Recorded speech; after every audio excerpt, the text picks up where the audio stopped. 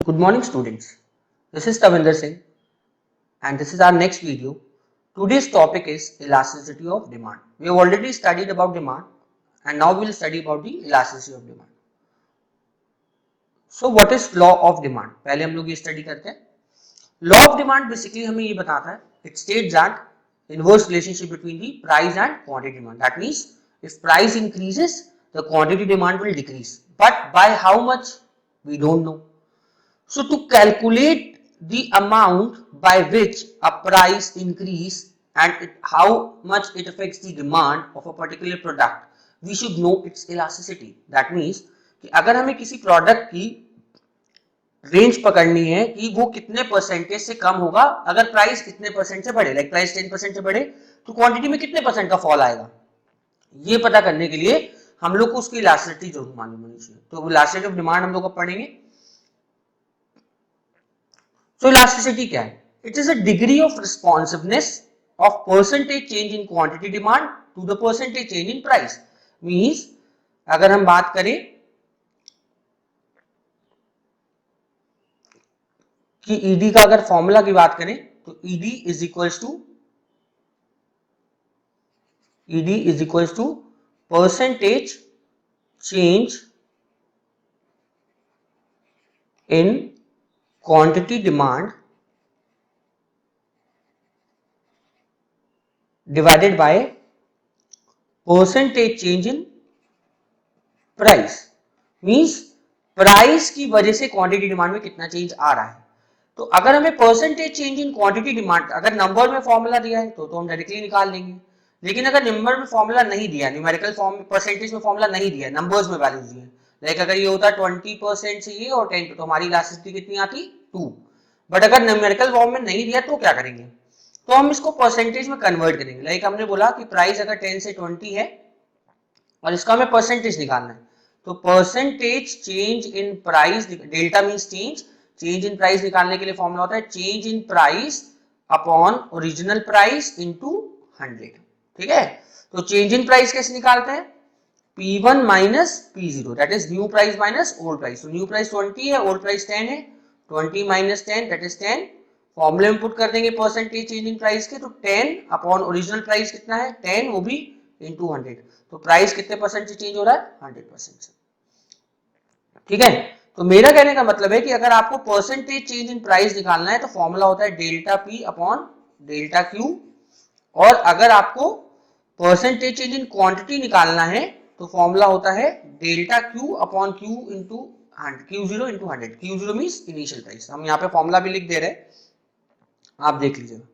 अगर आपको percentage change in quantity निकालना है तो फॉर्मूला होता है delta Q upon Q0 into 100. और ऐसे ही अगर आपको परसेंटेज चेंज इन प्राइस निकालना है तो फॉर्मूला हो जाएगा delta P upon P0 into 100. अब इसको फॉर्मूले में पुट कर देंगे अगर ऊपर वाले में, तो फॉर्मूला इस तरीके delta Q upon Q0 into 100 और ऐसे ही delta P upon P0 into 100. तो 100 कैंसिल हो जाएगा, ये इससे मल्टीप्लाई हो जाएगा, ये इससे मल्टीप्लाई हो जाएगा, तो फॉर्मूला हो जाएगा delta Q upon delta P into P0 upon Q0. तो अगर न्यूमेरिकल नंबर्स की फॉर्म में डेटा दे रखा है तो आप ये लगाओगे, और अगर परसेंटेज की फॉर्म में डेटा दे रखा है तो आप ये लगाओगे. इसीलिए इसको परसेंटेज मेथड भी बोलते हैं. तो ये प्राइस इलास्टिसिटी ऑफ डिमांड का फॉर्मूला है. ठीक है, अब आगे बढ़ते हैं. तो हमारा नेक्स्ट टॉपिक है price elasticity. So we have already studied that price elasticity of demand can be defined as the degree of responsiveness, that how much that will be change in price quantity due to change in price. Fine. Now what are the factors that affects the elasticity of demand? ठीक है, तो कई सारे factors है, 6 factors हमने यहाँ पे list किए, बट आपको यहाँ पे 2 वर्ड समझने पड़ेंगे. एक वर्ड आपको समझना पड़ेगा इलास्टिक और दूसरा वर्ड समझना पड़ेगा इनइलास्टिक. इलास्टिक मतलब जब डिमांड में चेंज आएगा तो ऐसी डिमांड को आप इलास्टिक कहेंगे, और जब डिमांड में कोई भी चेंज ना आए किसी फैक्टर की वजह से तो आप उसको इनइलास्टिक कहेंगे. तो जैसे कि अवेलेबिलिटी ऑफ सब्स्टिट्यूट्स की बात करते हैं, पहला फैक्टर तो यही था हमारा भी. तो अवेलेबिलिटी, अगर किसी चीज के सब्स्टिट्यूट अवेलेबल है, अगर पेप्सी के साथ कोक भी मिलती है तो अगर पेप्सी का प्राइस चेंज होगा तो ऑब्वियस बात है कंज्यूमर कोक पसंद करेगा कि नहीं करेगा. तो अगर सब्स्टिट्यूट अवेलेबल है, इफ सब्स्टिट्यूट इज अवेलेबल, ठीक है, तो हमारी जो डिमांड है उसमें चेंज आने के चांसेस है, दैट इज उसको हम क्या बोलेंगे, इलास्टिक डिमांड। लेकिन अगर substitute, if the substitutes are not available, right, so अगर सब्स्टिट्यूट नॉट अवेलेबल है, नहीं है, लाइक आपके पास एक ही चॉइस है, तो आप किसी और पे शिफ्ट ही नहीं कर सकते, तो उसकी डिमांड चेंज नहीं होगी, इसलिए उसको इनइलास्टिक डिमांड कहेंगे। तो that is how we are saying that elastic demand वो होगी जिसमें चेंज आएगा, और इनइलास्टिक डिमांड वो होगी जिसमें चेंज नहीं आएगा। नेक्स्ट फैक्टर पे जाते हैं हम लोग, ये दो वर्ड याद रखिएगा, इलास्टिक डिमांड और इनइलास्टिक डिमांड। फिर आते हैं proportion of income spent on a commodity. ये क्या होता है, लाइक सपोज करो कि आपके पास 100 रुपीज है, आपके पास दो कमोडिटी है ए और बी, ए पे आप 80 रुपीज खर्च करते हो और बी पे 20। अब आप क्या, अब लाइक आप क्या चाहते हो कि आप सी कमोडिटी भी परचेज करना चाहते हो, तो क्या करोगे, नॉर्मल पर्सन से बोला जाए कि तुम किस कमोडिटी का खर्चा या एक्सपेंडिचर कम करोगे, तो वो बोलेगा ए। क्यों, क्योंकि उसमें इनकम का ज्यादा पार्ट स्पेंड हो रहा है, तो on that commodity where the income proportion is spent is more, the demand for that commodity is elastic. क्योंकि हम इसी को रिड्यूस करेंगे, लाइक 60 कर लेंगे तो 20 और 20, सी को 20 यूनिट्स 20 रुपीज में परचेज कर लेंगे। तो आपने बेसिकली क्या किया, जिस कमोडिटी पे खर्चा ज्यादा हो रहा है, इनकम का ज्यादा प्रोपोर्शन स्पेंड हो रहा है, उसकी डिमांड आपने चेंज करी, तो इसलिए उसकी डिमांड इलास्टिक है। बी को आपने चेंज नहीं किया, इसलिए उसकी डिमांड इनइलास्टिक है। ये हमारा सेकंड फैक्टर है। हम लोग थर्ड फैक्टर पे आ जाते हैं। थर्ड फैक्टर है different uses of commodity. Like एक कमोडिटी के एक से ज्यादा यूजेस हैं। अगर सपोज करिए इलेक्ट्रिसिटी, ठीक, तो अब इलेक्ट्रिसिटी अगर बहुत ज्यादा यूज करते रहोगे, फैन भी चलाओगे, एसी भी चलाओगे, कूलर, तो खर्चा ज्यादा आएगा, ऑब्वियस सी बात है। तो आप क्या करोगे, आप अगर बिल ज्यादा आ रहा है तो आप उसको रिड्यूस करने की कोशिश करोगे, ट्राई करोगे, कैसे, आप उसको प्रायोरिटी जहां पे होगी वहीं पे यूज करोगे। तो आपने बेसिकली यूजेस चेंज किए, तो जिस कमोडिटी के यूजेस ज्यादा होते हैं उसकी डिमांड को आप चेंज कर सकते हो, that is why it is elastic demand, ठीक। लेकिन सपोज करो हम बात करते हैं मिल्क की, मिल्क के भी काफी यूज होते हैं, ठीक है, लेकिन हम बात करते हैं पेंसिल की, ठीक है, पेंसिल से ड्राइंग हो सकती है सिर्फ, और क्या हो सकता है, तो क्या पेंसिल की जगह कुछ और यूज कर सकते हो, नहीं यूज कर सकते हो, इसकी यूजेज भी ज्यादा नहीं है, तो इसकी डिमांड क्या होगी, इनइलास्टिक होगी, क्योंकि इसमें चेंजेस आने के चांसेस क्या है, कम है। ये आपका थर्ड फैक्टर। फोर्थ फैक्टर की बात करते हैं, हैबिट ऑफ द कंज्यूमर। अब ऑब्वियस सी बात है, कोई कंज्यूमर की हैबिट है किसी चीज को कंज्यूम करने की, लाइक अल्कोहल, वो कंज्यूम करता है, तो जितना भी उसके ऊपर दिक्कत आए लेकिन वो कंज्यूम करना नहीं छोड़ेगा, क्योंकि वो एक हैबिचुअल गुड्स पे आ जाता है। तो हैबिचुअल गुड्स की डिमांड हमेशा क्या होती है, इनइलास्टिक होती है, वो कभी भी चेंज नहीं होती। लेकिन लाइक कोई भी नॉर्मल गुड की अगर बात करें जो हैबिट में नहीं है, तो ठीक है, मिला तो मिला, नहीं मिला तो नहीं मिला। तो the goods is non habitual, अगर गुड्स नॉन हैबिचुअल है तो आपकी जो इलास्टिसिटी हो जाएगी वो इलास्टिक हो जाएगी, ठीक है। ये हमारा फिफ्थ फैक्टर है, हैबिट है तो इलास्टिक है, नॉन हैबिचुअल है तो इलास्टिक है, सॉरी, ठीक है। अब बात करते हैं नेचर ऑफ द कंज्यूमर की, नेचर ऑफ द कमोडिटी। दो तरीके की कमोडिटी की बात करते हैं, एक बात करते हैं आपकी लग्जरियस गुड्स की, there is two types of nature, और एक बात का नेसेसिटीज। तो आपके ऊपर कितना भी बर्डन आ जाए पैसे का, लेकिन क्या आप अपनी जरूरी चीजों को कंज्यूम करना छोड़ देंगे, नेसेसिटीज को, लाइक आपको फूड चाहिए तो चाहिए, क्लोथिंग चाहिए तो चाहिए, उसको आप चेंज नहीं कर सकते ना।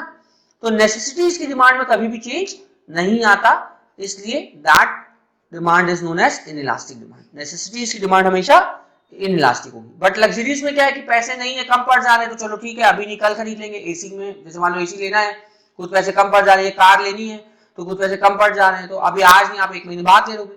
तो लग्जरियस गुड्स की डिमांड को आप चेंज कर सकते हो, इसलिए उसकी डिमांड क्या कहलाएगी बेटा, इलास्टिक कहलाएगी, ठीक है। इतनी बात समझ में आ गई। नेक्स्ट फैक्टर पे चलते हैं।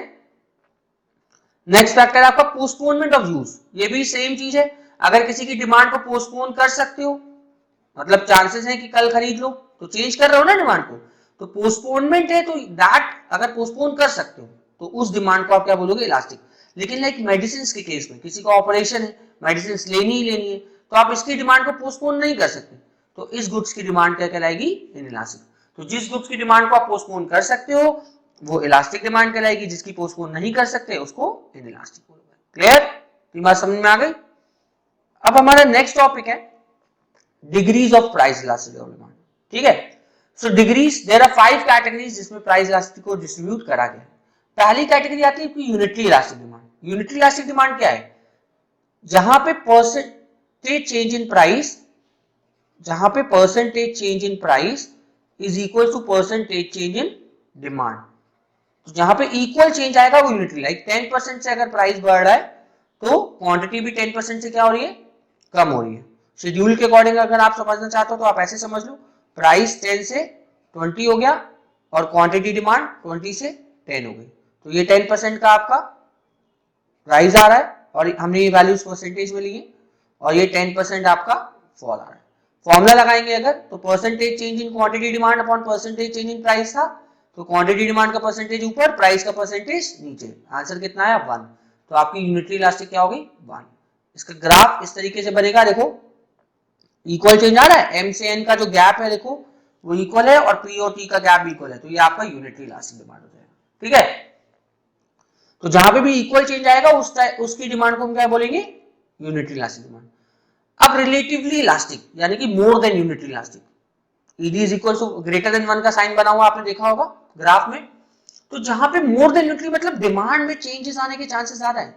अगर हम मोर देन यूनिटरी की बात करेंगे तो डिमांड में चेंजेस, इसी को हम यहां बदल देते हैं, हमारे परसेंटेज चेंज इन डिमांड जो है वो ज्यादा होगी और प्राइस कम। लाइक अगर प्राइस 10% से चेंज हो रहा है तो डिमांड 20% से में भी चेंज हो रही होगी या 30% से।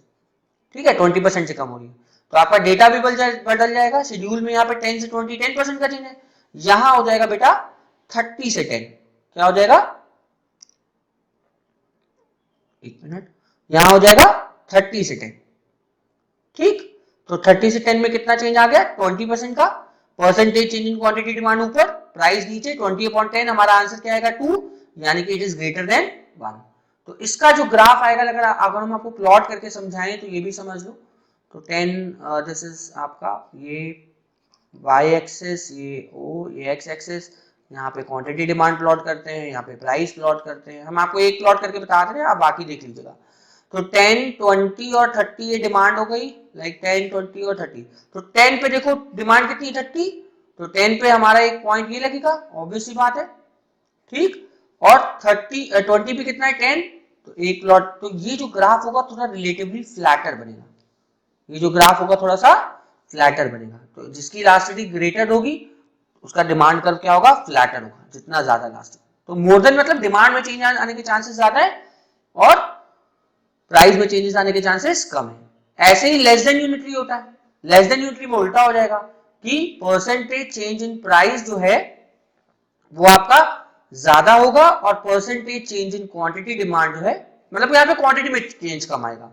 तो लाइक अगर ये 10% से चेंज हो रहा है तो ये 20% से। शेड्यूल देखें, price percentage, quantity demand percentage, तो हम कहेंगे कि 10 से 30, तो प्राइस में चेंज आ रहा है 20% से, और ये 20 से 10, तो डिमांड में चेंज आ रहा है 10%। फॉर्मूले में पुट करेंगे तो percentage change in quantity demand upon percentage change in price, answer आएगा 0.5, that means elasticity is less than 1।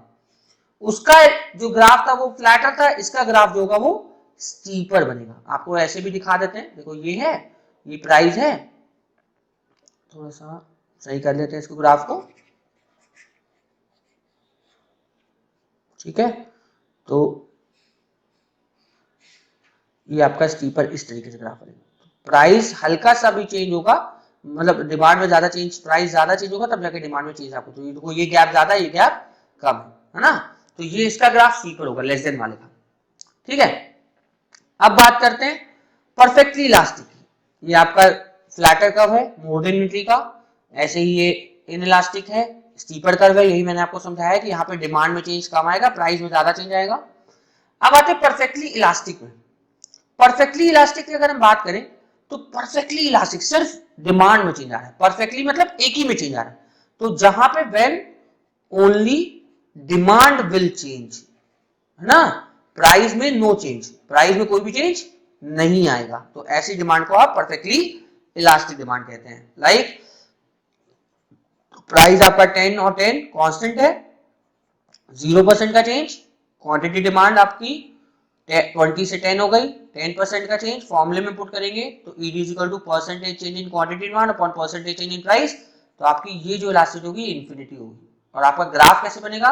यहाँ क्वांटिटी डिमांड है, प्राइस कांस्टेंट है, तो प्राइस ऐसे ये प्राइस कांस्टेंट हो जाएगा, ठीक है। This is elastic parallel to X axis. जो ग्राफ बनता है वो कैसे बनता है, पैरेलल टू एक्स एक्सिस बनता है। कैसे, प्लॉट भी करना चाहो तो कर लो। लाइक अगर हम ये 10 ही ले लें तो 10 पे भी 10, 10 पे देखो ना, 10 पे क्वांटिटी डिमांड कितनी है 20, ठीक है। तो 10 पे 20 ले लो ये यहाँ पॉइंट लगा लो, ठीक। और 10 पे 10, तो आपके 2 पॉइंट है, इसको आप ऐसे मैच करा देंगे तो आपका ग्राफ बन जाएगा। तो परफेक्टली इलास्टिक में सिर्फ डिमांड में चेंज आएगा, क्योंकि इलास्टिक मतलब चेंज, और इलास्टिक वर्ड लिखा किसके साथ है, डिमांड के साथ। तो परफेक्टली इलास्टिक में सिर्फ डिमांड में चेंज आएगा, प्राइस में चेंज नहीं होगा। और इसका जस्ट उल्टा आपका perfectly in elastic, in elastic मतलब डिमांड में चेंज नहीं आएगा, प्राइस में आपकी चेंज आएगा, ठीक है ना। तो उसको हम परफेक्टली इन इलास्टिक कहते हैं। इसका ग्राफ देखो वर्टिकल बनता है पैरेलल टू वाई एक्सिस, तो प्राइस तो बढ़ रहा है 2 से 4, लेकिन डिमांड में कोई भी चेंज नहीं आ रहा। अगर फॉर्मूले से सॉल्व करना चाहो तो बेसिकली हमने क्या बोला कि प्राइस में कोई चेंज नहीं आएगा, तो प्राइस में चेंज आएगा, डिमांड में चेंज नहीं आएगा। तो डिमांड 10 से 10 0% का चेंज आ रहा है, और ये 10 से 20 10% का चेंज आ रहा है। Percentage change in quantity upon percentage change in price, answer will be 0, right. तो ये परसेंटेज मेथड तो यहाँ पे लास्ट डे आपकी 0 होगी, और जो ग्राफ बनेगा वो पैरेलल टू वाई एक्सिस बनेगा। तो यहाँ पे प्राइस में चेंज आएगा, डिमांड में चेंज नहीं आएगा। इन इलास्टिक लिखा है ना, परफेक्टली इन इलास्टिक। तो ये आपका डिमांड है। Now this is in brief. I have shown EDs for all, and in description you can take a note. What are the methods to measure the price lag? There are various methods. There are total expenditure method, proportionate method, point elastic method, arc elastic method, revenue method. But we here in our syllabus in CBSE only percentage method is there, so we will discuss that only. We have already discussed percentage method or proportionate method. तो proportionate change in demand for good X divided by proportionate change, तो demand में कितना change आ रहा है price की वजह से। Percentage change, ये हम फॉर्मूला भी यूज करें। माइनस साइन क्यों लगाए वो मैं आपको बताता हूँ। हम कुछ एग्जांपल्स कर लेते हैं, ठीक है, उससे हमको समझ में आ जाएगा कि माइनस साइन क्यों लगा था, ठीक है। एक सेकेंड। तो जैसे सपोज करिए कि मैंने बोला कि प्राइस, परसेंटेज वाला तो अभी आपने सीख लिया, मैंने कई सारे डिग्रीज में बता दिया कैसे करना है। अगर आपको नंबर में दिया है फॉर्मूला, तो प्राइस 10 से 20 है, क्वांटिटी डिमांड मान लो 40 से 10 है, राइट। चलो कोई बात नहीं, ठीक है, फॉर्मूला लगाएंगे। अगर आपको नंबर में फॉर्मूला दिया है, तो अगर हम माइनस साइन नहीं लगाते तो क्या होता है। फॉर्मूला तो ये था delta Q upon delta P into P zero upon Q zero. तो delta Q is Q1 minus Q0, मतलब न्यू क्वांटिटी में से ओल्ड क्वांटिटी माइनस करनी है। तो हमारी ये जो ये वाली क्वांटिटी होती है ये ओल्ड होती है, ये न्यू होती है, ठीक। तो 10 माइनस 40, अब देखो ये माइनस 30 आ रहा है। ऐसे ही चेंज इन प्राइस अगर निकालेंगे delta P P1 minus P0, तो हो जाएगा 20 माइनस 10 दैट इज 10। फॉर्मूले में पुट करते हैं, ये हमारा इनिशियल प्राइस है, ये हमारी इनिशियल क्वांटिटी है, ध्यान रखिएगा। तो डेल्टा क्यू हमारा माइनस 30 अपॉन डेल्टा पी और P0 10 और क्वांटिटी डिमांड हमारी 40। इसको सॉल्व कर लेंगे हम लोग, 10 10 कैंसिल हो गया, 0 0 कैंसिल हो गया, it will be minus 0.7 approximately and 5। तो ये आंसर आएगा। बट इलास्टिसिटी कभी भी माइनस में नहीं होती है, ये ध्यान रखिएगा। ये माइनस साइन ये रिप्रेजेंट करता है कि प्राइस बढ़ रहा है और क्वांटिटी डिमांड कम हो रही है, इनवर्स रिलेशनशिप को रिप्रेजेंट करता है। इसीलिए ये माइनस साइन ना आए तो हम फॉर्मूले में पहले से ही माइनस लगा लेते हैं, ताकि ये माइनस और ये माइनस क्या हो जाए, कैंसिल हो जाए, तो यहाँ पे अपने आप माइनस नहीं आएगा। इसलिए फॉर्मूले में माइनस पहले से हम लगा के रखते हैं। Is it clear? कोई डाउट? इतनी बात समझ में आ गई? ठीक है, fine. So that's all for today, and for numericals you may watch later videos, ठीक है, and if any numericals you can ask on our comment box in this page. Thank you very much.